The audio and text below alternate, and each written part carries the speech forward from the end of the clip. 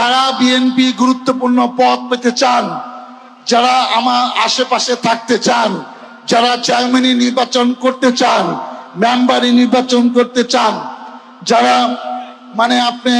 এই 5 বছর হাইলাইটেড হইতে চান, তারা যদি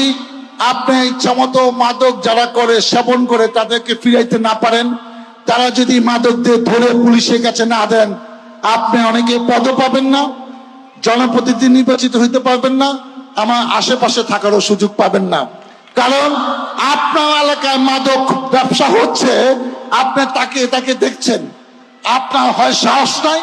যার সাহস নাই সে কিসের নেতা, কিসের পদ, কিসের জনপ্রতিনিধি, অথবা আপনি এখানে আপনার লোকেরা জড়িত আছেন। অতএব আপনি নিজে ক্লিন থাকতে হইলে, নিজেকে যোগ্য মনে করতে হইলে আপনাকে এগিয়ে আসতে হবে, এবং যে এটা বেশি ধরে দিবে তাকে আমি পদ দেবো, এরকম সাহসীকে আমার পাশে দরকার।